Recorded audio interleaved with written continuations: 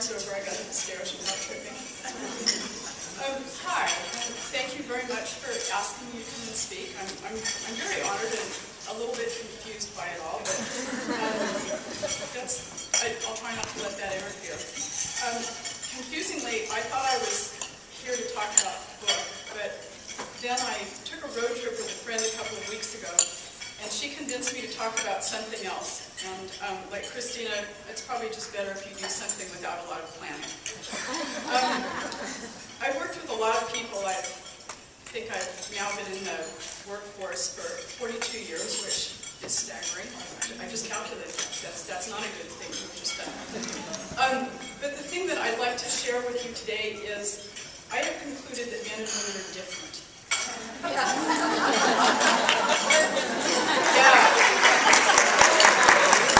I am a rocket scientist.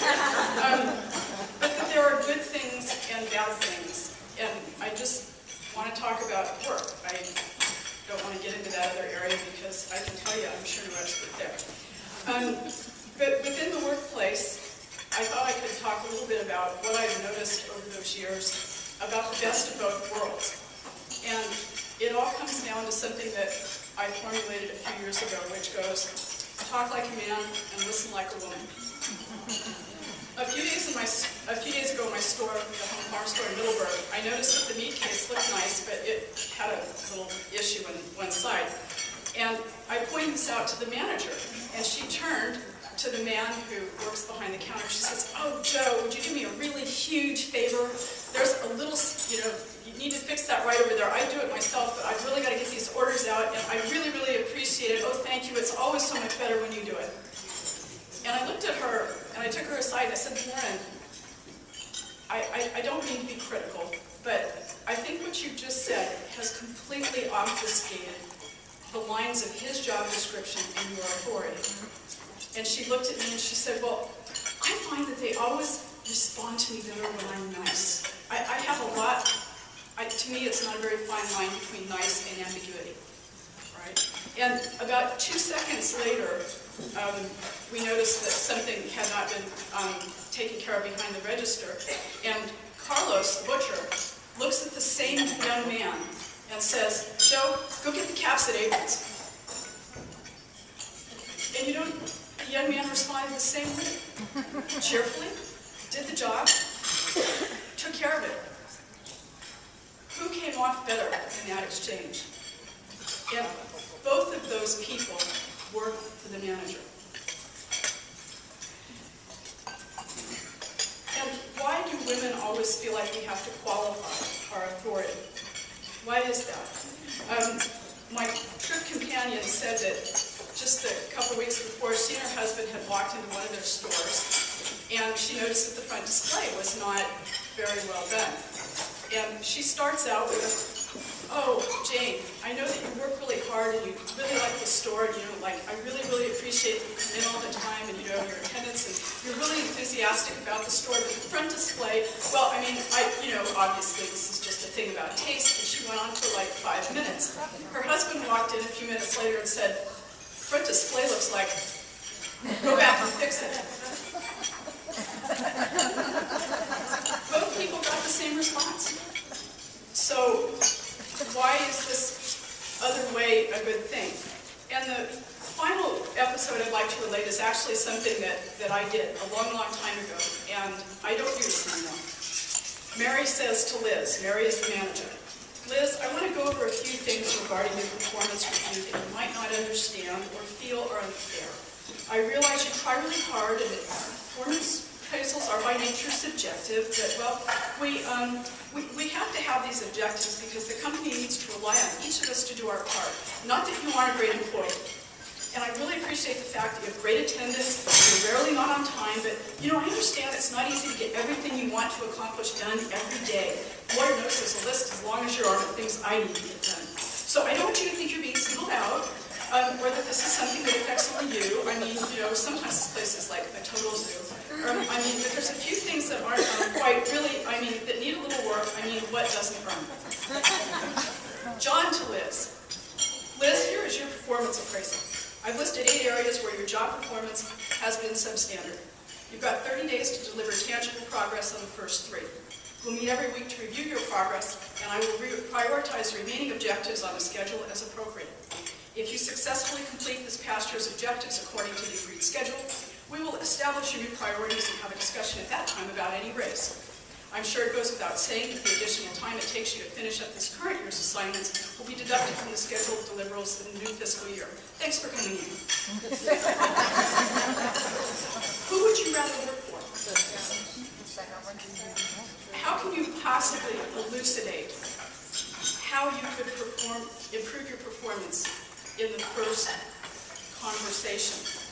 How would you know if you were successful?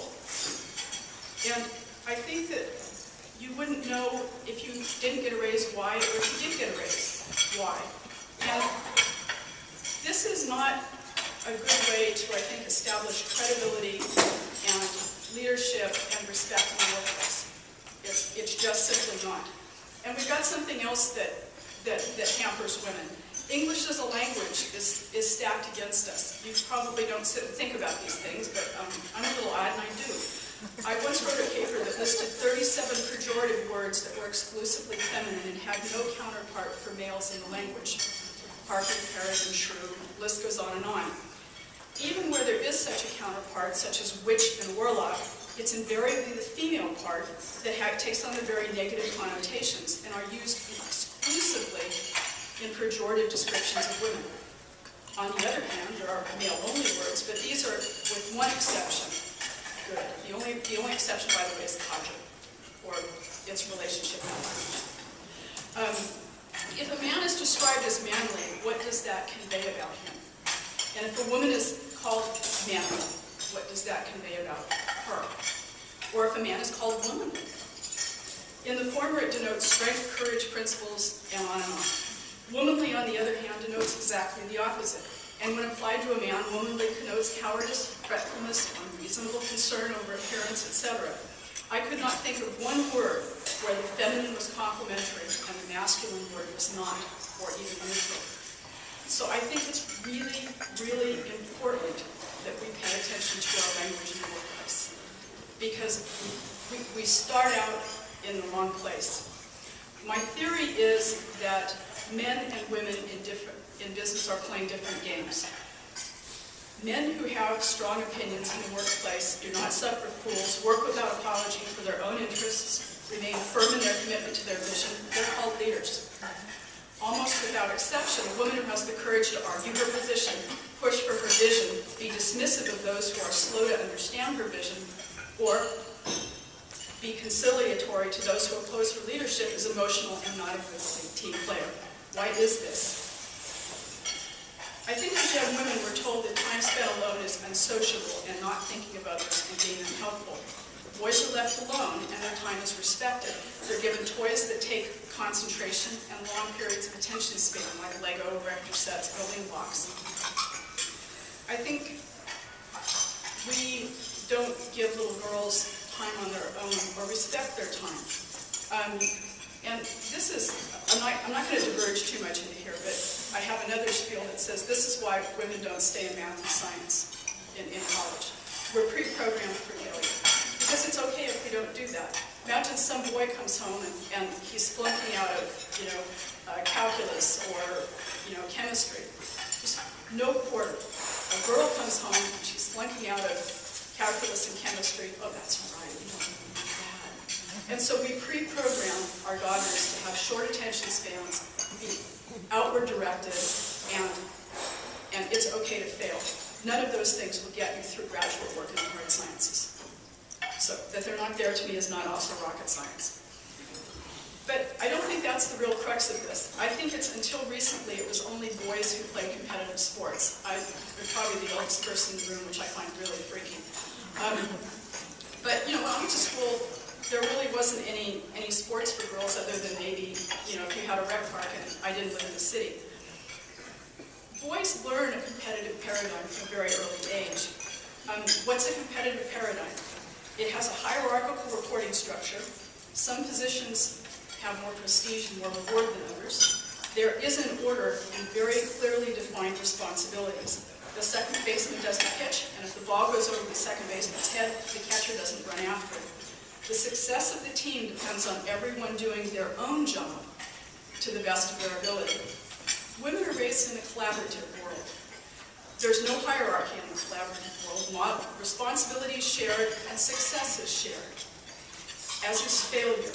Indeed, in a collaborative paradigm, it's impossible to allot either success or failure to an individual, because the work as well as the reward is a function of the whole and not as a sum of individual independent efforts. Well, the workplace is simply a competitive model. It's not surprising, as we live in a society formed by men and for men. As women leave school, pre-programmed for failure, we enter a world where we are simply playing the wrong game. We not only don't know the rules, we're on a team and we don't know it. And the worst part is we don't know our place on the team. And that's the problem right there. We play by collaborative rules, blithely disregarding the organizational structure, the allocation of responsibility, and obfuscating the success or failure of our colleagues, and in short, treating everyone's patch as our own. And for this we expect thanks, receive none, find ourselves alienated, resented, likely the butt of jokes, and the focus of a concerted effort by others in the group to discredit us to our management, and in short, make us so uncomfortable that we eventually leave. I don't think this is an issue about mentoring, all right? I think it's that we're playing the wrong game. And if we make it to management, why do we have such a tough time? We rise through the organization haphazardly and usually without clear indications of our merit, as we occupy jobs that are squishy, that involve interpersonal skills and subjective assessments. We need to be liked. We need approval. We don't want to exhibit any kind of confrontational behavior or anger and risk the disapproval of our colleagues. We're insecure in our worthiness for success and doubtful of our ability to meet expectations. Uniquely, women view their success as a result of luck, attributed to the result of the collaboration, which does not exist, even if we did all of the work, had the idea, or got the account. And as we view our success as the product of factors beyond our control, we are pre-programmed to plan for, experience, and accept failure. So, fact one, business is a competitive paradigm. You compete with a competitor within your work group against your peers in the industry for customers, for orders, and for success. And this is usually a zero-sum game. One person wins, one person loses. Fact two, until very recently, women have not been exposed to competitive models until they enter business. All of the cliches about team and drop the ball and struck out and being in left field refer to sports. Duh. This is not rocket science. Fact three, to succeed, you need to play the right game by the right rules, and you need to walk the walk and talk the talk. Like a man, get in the game and play to win, because they are. Use declarative, simple sentences. Say exactly what you need to say and stop. Be brutally concise and care only that you have been clearly understood and that the receiver of the message understands your requirements and your expectations.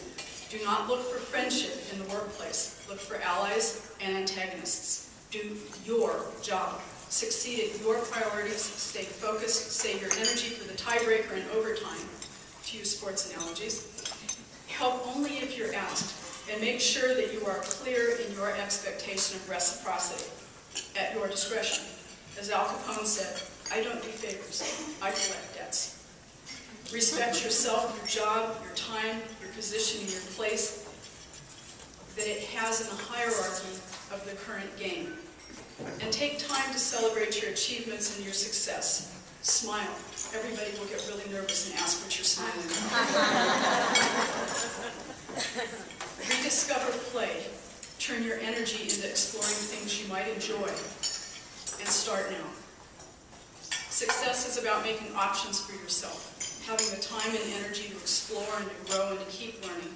It is the satisfaction of being able to take a new path with confidence, meet new challenges with grace, and get old on your own terms. And if that road takes you on a journey by yourself, love your companion. Respect her and her decisions, and enjoy her company.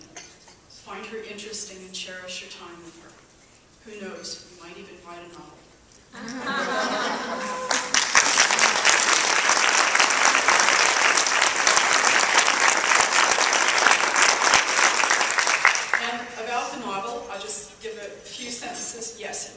truly is a really and true sequel to Pride and Prejudice. It's written in Austen's idiom. It is historically, socially, technologically, geographically, politically, and any other "ly" in there that you want, correct? There are 2 sex scenes which no one has found yet without assistance. And all of the dead people stay dead. I do also want to say that I am a founder of the Center for the Study of Early English Women's Writing at Chawton, England, where we study the works of women novelists pre-1820. And how many of you can name one other than Jane Austen? Who? After 1820? She's Victorian writer. What are the Brontes? Brontes, later. There were between 2,000 and 3,000 women writing in the long 18th century who published between 10,000 and 15,000 books. They weren't taken by either the Bodleian or the British Museum, and probably somewhere about half of them have been lost. They had very short press runs. The women had to pay for their own publishing, usually by sleeping with their publisher. And most of those books went to book hell, which is the traveling library in the 18th century, which of course was a wagon on very wet and rutted roads. And the Center for the Study of Early English Women Writing focuses on the early women's writing up to and including that long 18th century, ending about 1820.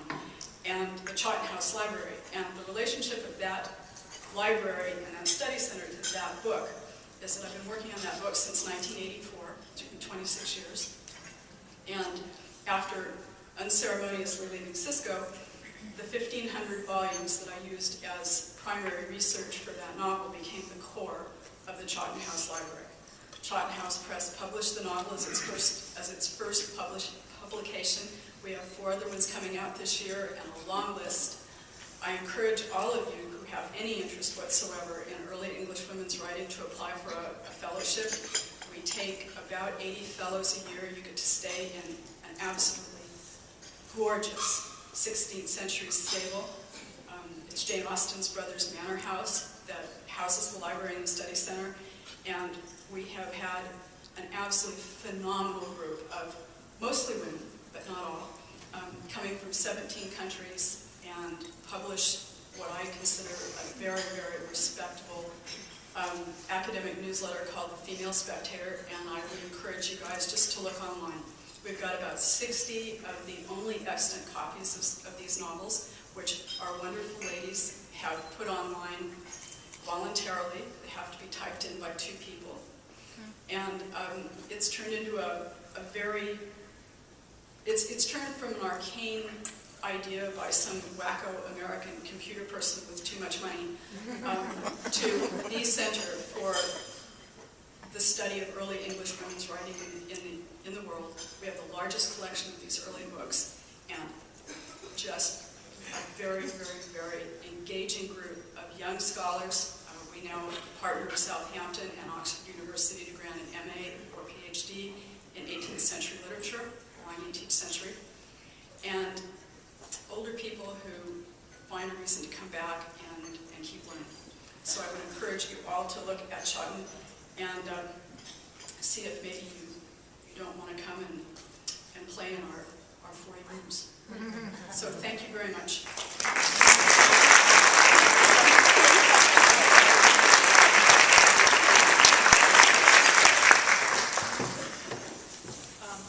We're going to have some questions, but I get to go first. So I've heard Sandy speak a couple of times, and I would like her to tell you why she says all families should have pets.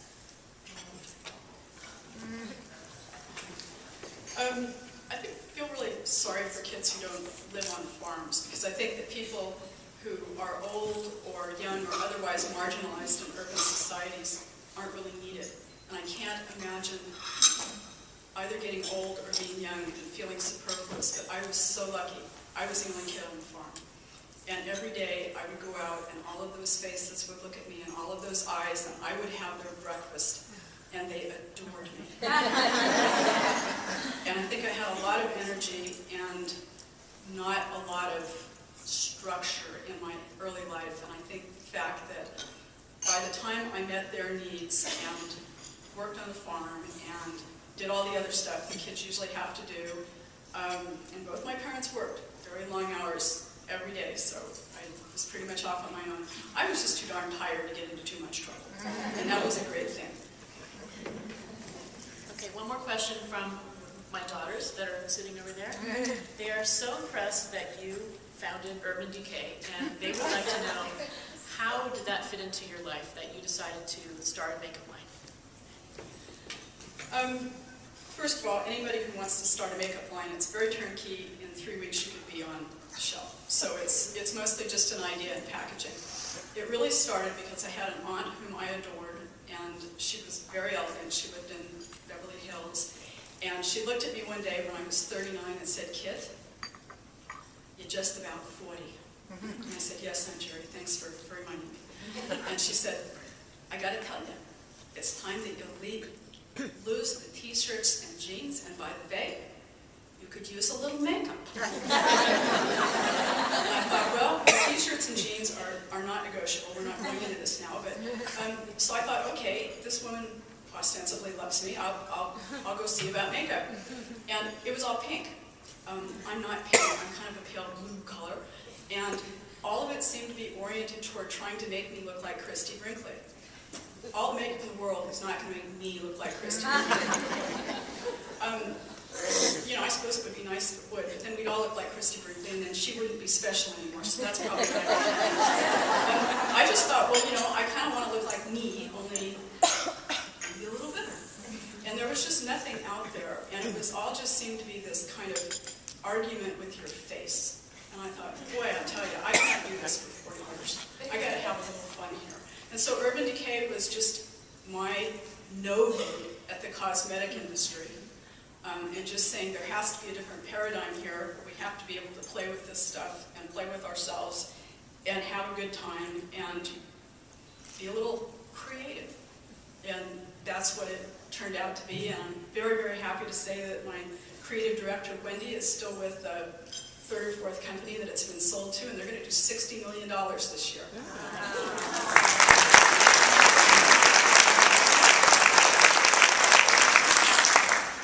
Any other questions? The time frame you described of writing the book, did that overlap your time frame at Cisco? My makeup is not very good, is it? I'm not that old. Okay, so the question was there triggers or a trigger that moved you from a business focus to this?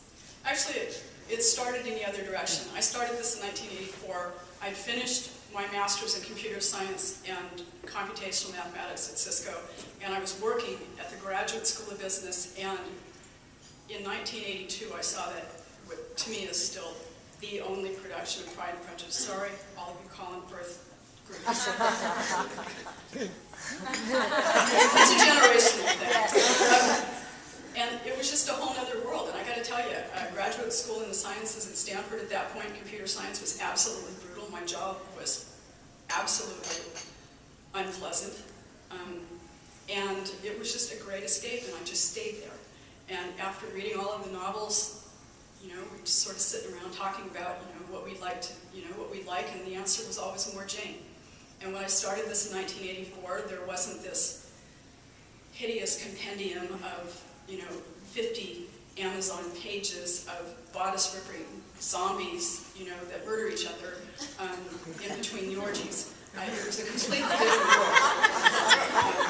And that was a good thing because I didn't allow myself to read anything or even see those other movies. I've still never seen the Colin Firth movie except for about 10 minutes that I saw a little while ago at a JASNA program that I spoke at. I probably wouldn't have had the heart to continue. But it was through the Cisco years, it was after the Cisco years, and finally, several years ago, my girlfriend Leslie knows all about this. You know, one of the nice things about your life going in a completely different direction than your current plan is that you get to make some choices. And I thought, well, I could either be really miserable at this, or I could just get my own back and finish that darn book. And so that's what I did.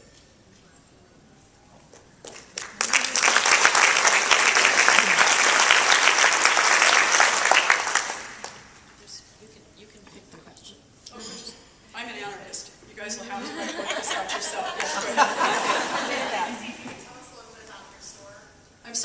just wanted to see if you could tell us a little bit about your store. Thank you, bless you. I'm not related to her. In any way. It's the Home Farm store. It's at the only stock light in Middleburg, and we've been open since 1994.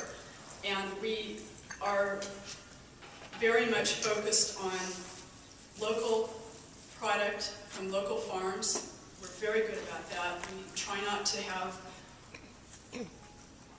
it, only if we can't get something locally do we go out to other places. We always try to buy American if we can't buy Virginian.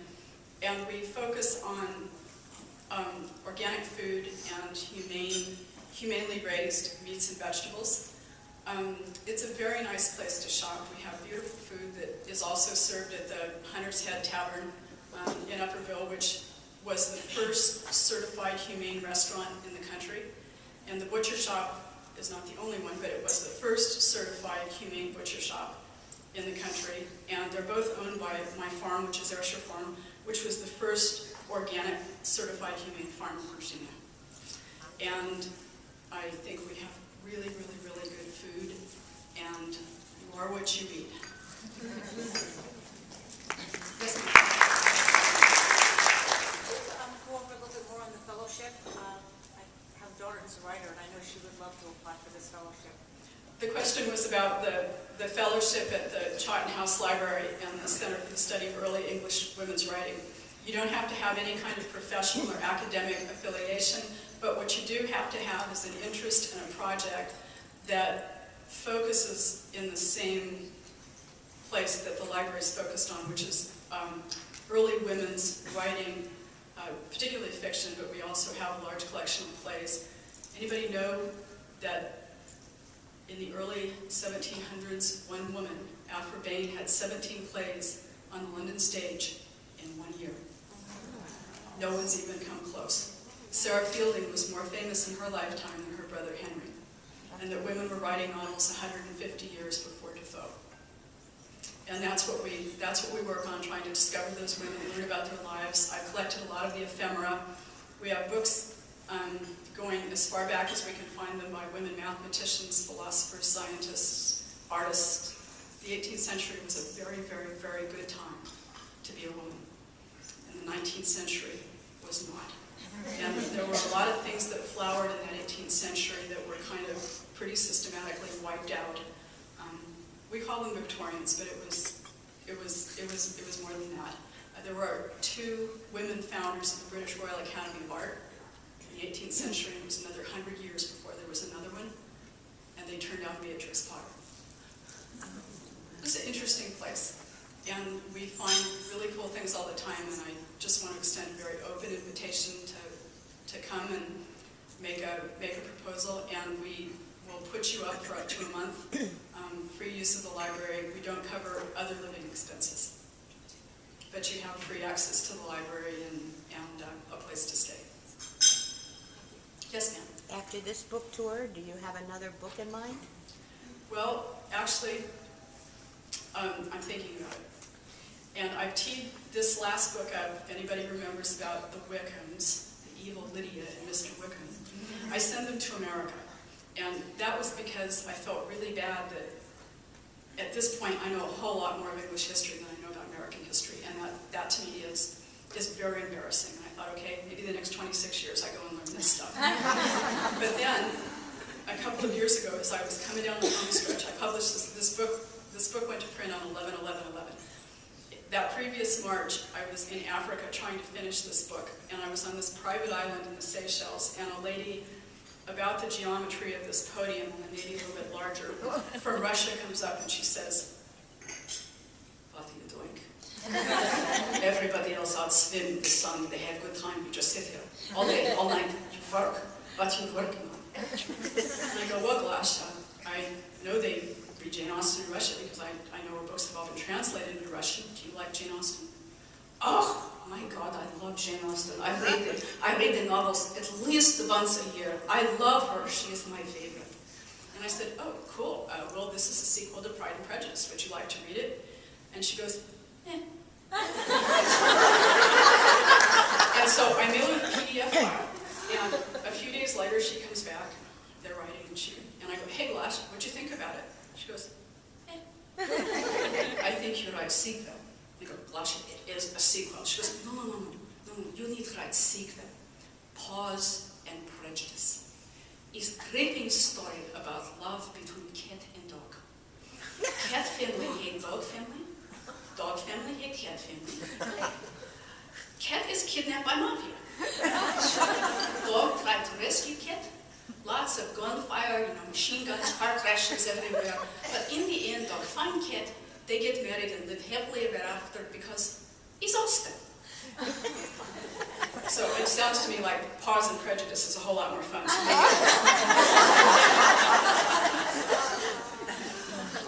anybody else? Yes, ma'am. Can you tell us more about your interest in organic farming? Honey, I could bore you to death with my interest in organic farming.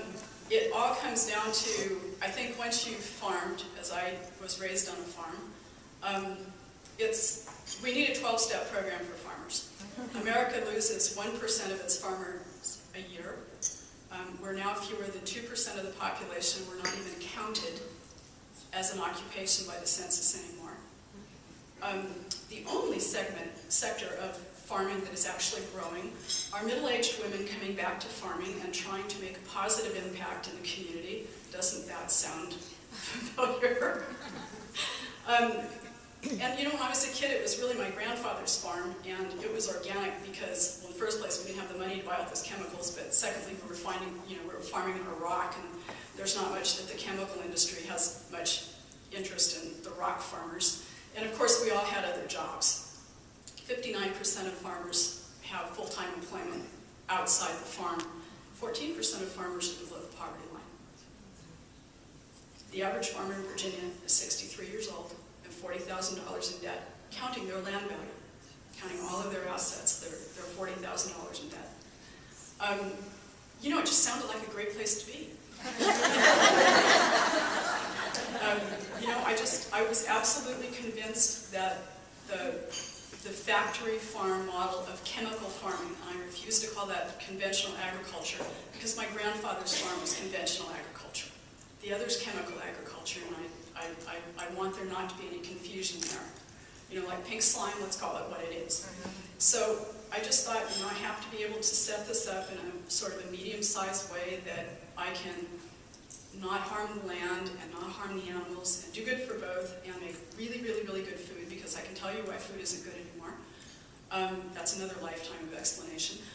But I just wanted to see if I could do it in a place with water. 95% of farms in Virginia are family-owned, have good water, good rainfall, good climate, reasonably good soil in most places.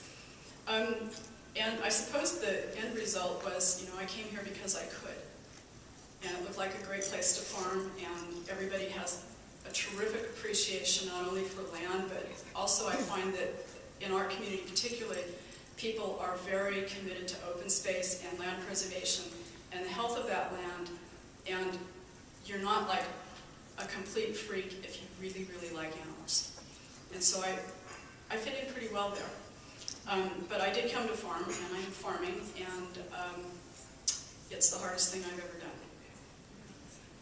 And I'm not clear I'm succeeding. Yes, ma'am? Are you involved with the Heritage Farm Museum here in the county? Well, Marilyn, now that you ask that, yes. I've been on their board for several years.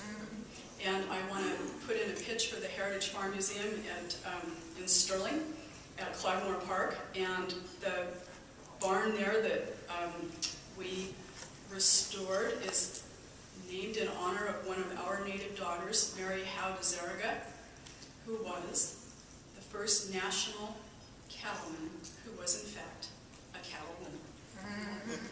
So we have something else to be proud of here. Yes, ma'am? Do you think it's possible to replicate that kind of farming so that everyone can have good, clean, healthy food, not just people with lots of money? The question is the usual, which is, do you think it's possible to feed everybody so that everybody can have good food? And the answer is absolutely, I do. Do I think everybody can eat 16-ounce steaks? no, but I think Europe is doing a pretty darn good job of it. I think we have to really say that unutterable political phrase, population control. And I think we have to decide where we want to make our choices and our sacrifices. You know, everybody's got a $400 telephone, but we actually have we have artificially cheap food in this country. It gets subsidized by a whole lot of other things.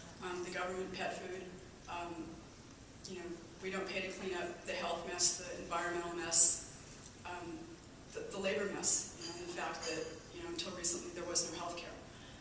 The only difference between my food and what I'll just call cheap food, and by the way, our store is not any more expensive than Whole Foods, and yet we really are organic, and we really are local, and we really are humane. We've always tracked Whole Foods prices, and we're usually about $1 lower on the meat side.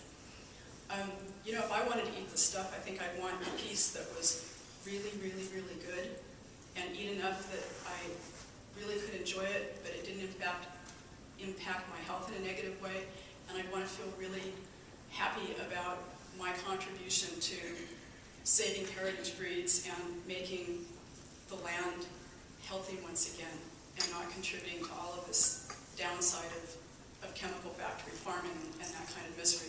Absolutely, it's supportable. We supported it at one time in 1800. There were 98% of people in rural communities that somehow were attached to the farming industry.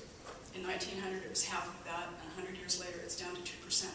And I think the real question, and you asked the usual question, if we were to turn inward and redevelop our local food infrastructures, the answer is yes, because about 25% of the cost of food is transportation.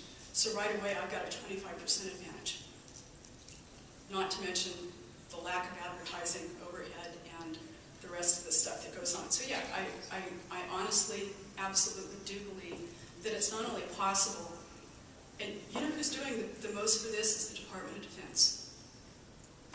The DoD paid for the internet because they understood in 1960 the importance to national security of worldwide communication. The DoD is sponsoring the vast majority of farm to school, farm to hospital, farm to government, saving small farms. Why? Would you rather be dependent on foreign oil or foreign food? And would you rather have all of your food from China?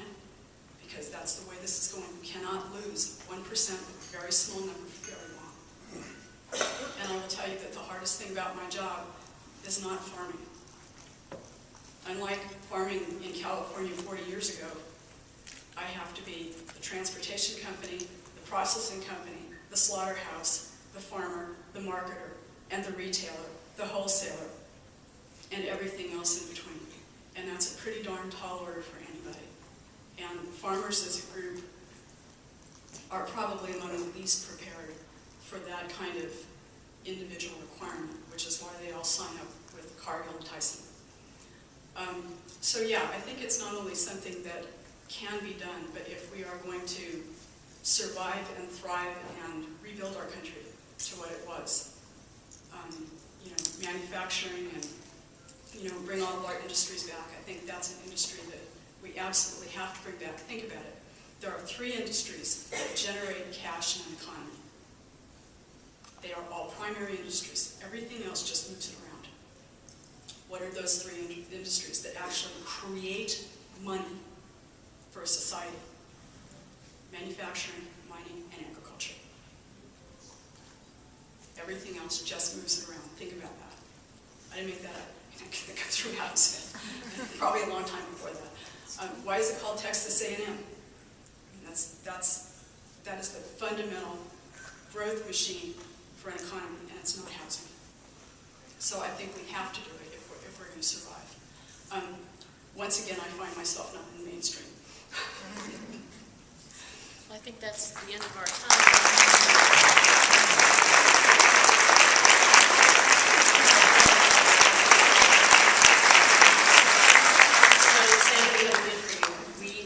Choose either a massage or a facial.